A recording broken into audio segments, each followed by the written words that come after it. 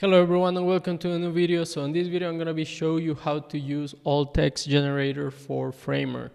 So what you want to do is you want to go to Framer Marketplace, and here if you go to plugins you'll see the alt text generator plugin, and it was just released yesterday. So this is my plugin, it's called alt text generator AI and my name is here.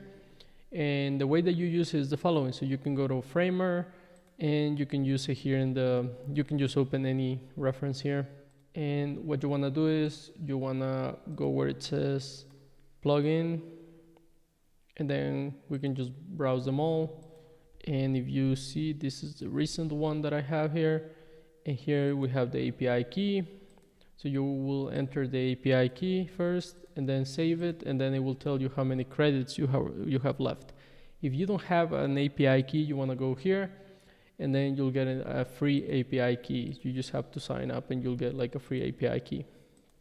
Okay, so just going back, if you select the image, and then I think this one already has alt text, but let me delete it so that you can see how it generates it. Okay, let's double check. See, it doesn't have any alt text. You select the image and then generate alt text. This will make a call to the alt text generation system, and then you'll get that alt text generator. So if you double click, you'll see that you have the alt text generated. And this also works for the CMS. So if you go to the CMS mode, go to getting started, go to an image, in this case this one. Let me delete this one as well. Okay, you can see that it doesn't have anything. And if I go to plugins, alt text generator AI, so you'll just click on generate, already has the URL for that one.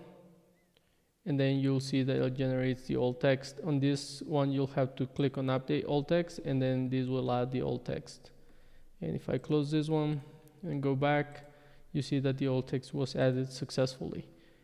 Yeah, that's it. It's a quick tutorial. This is how you use alt text generator AI Framer plugin. And if you have any questions, leave it in the comments, share this video with other people, and thank you.